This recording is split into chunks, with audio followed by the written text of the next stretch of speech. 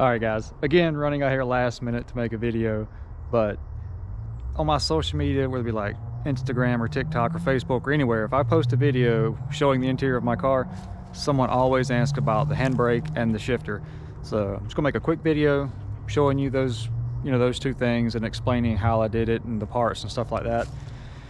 And Donald, the guy that got the gold car, my friend, which you guys have seen a couple times, he bought the same stuff. So I'm going to do a really detailed video of how to install it and do the stuff just like in my car, in his car.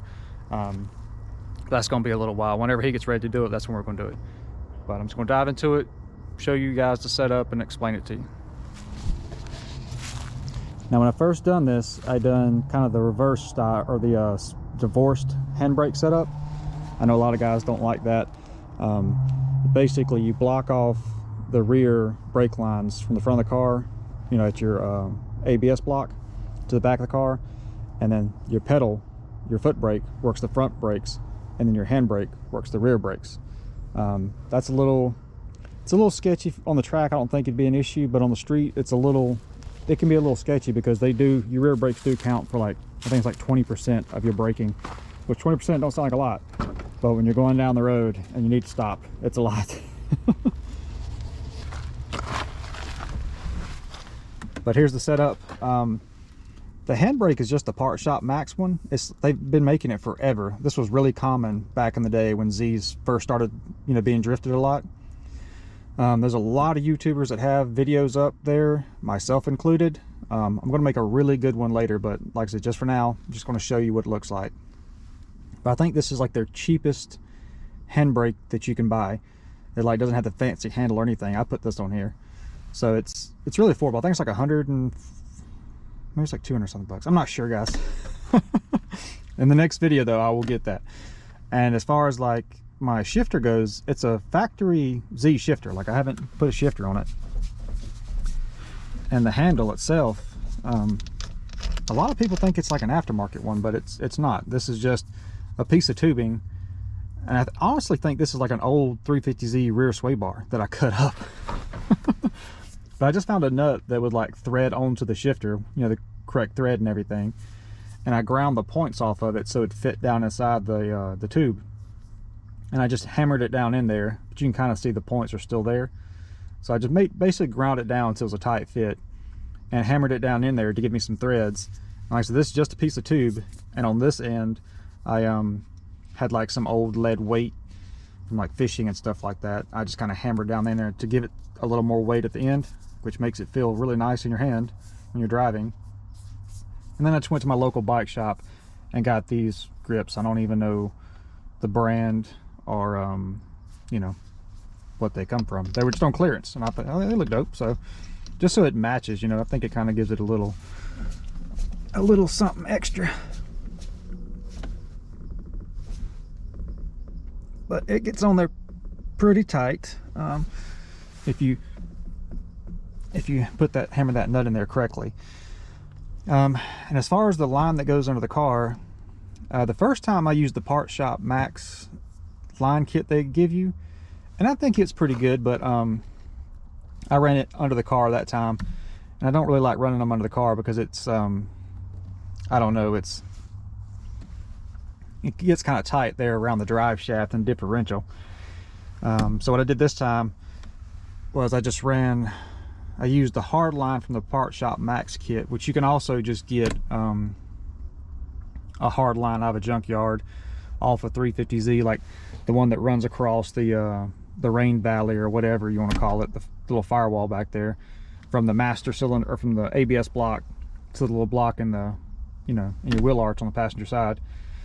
And that line will be long enough to go from here to the back. But I just hooked the hard line directly into the master cylinder with like a little brass adapter to take a flared fitting. Ran the hard line under the center console and like zip tied it to stuff so it stays good. Ran it through the little, because my interior was all out when I'd done this, ran it through back here so it's going under this and to the back. And I'm gonna try to show you, I probably don't have my freaking keys. Yeah, oh well. I was going to show you, but my little popper don't work, and I don't feel like going back in the house again. If I go in the house, I'm staying, it's cold. But if you take your spare tire out, you'll see like that little bitty raised lip in the back.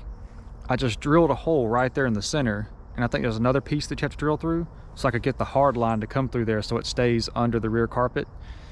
And where the spare tire is, of course, I didn't put a spare tire back there.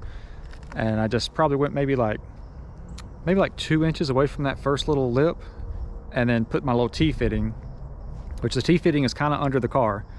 So the hard line bends down, the T-fitting is just kind of like dangling, you know, right, you know, under the floor of the car. And then it has the GK Tech soft lines that run from that T to each wheel. So for the, you know, for the handbrake and everything. Like I said, this time I was feeling a little bougie and spent a little more money to get the, you know, the divorced handbrake and all that kind of stuff, whatever. I went with the weld-on brackets in the front, or the weld-on brackets for the caliper and everything, instead of like the bolt-on ones, because there's some weird stuff where like it spaces out the axle, or spaces out the hub, and it does like some weird stuff to your axles, and they make spacers and stuff. I just wanted to, you know, avoid all that and just get the weld-on brackets. They're like 80 bucks, and if you know any good fabrication shop, they'll be able to do it, and they're probably not going to charge you but like 100, maybe, I don't know, maybe like 150 bucks.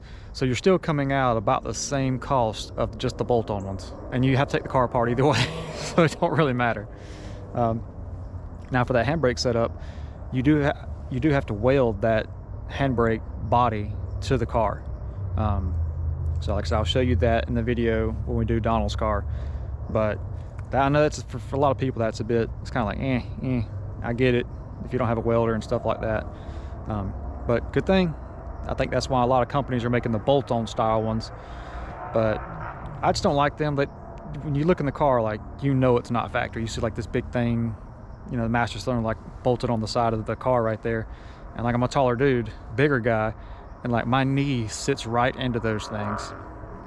So, and I don't want it on the passenger side because it's like more of a reach. I kind of like being able to come right off the steering wheel and grab it. So even though that's on the Corvette, I went with this one over there just because, again, it lays flat and it looks clean. So to me, it being clean is the most important thing, because I spend all my time on the inside of my car, so I want it to be nice. I don't want it to look all, you know, cobbled together or whatever. So it definitely does that. It's extremely clean. So I think this is a good setup, and you can still put a double dent in here and run your AC and controls and stuff like that. So it works out really good. I like it. So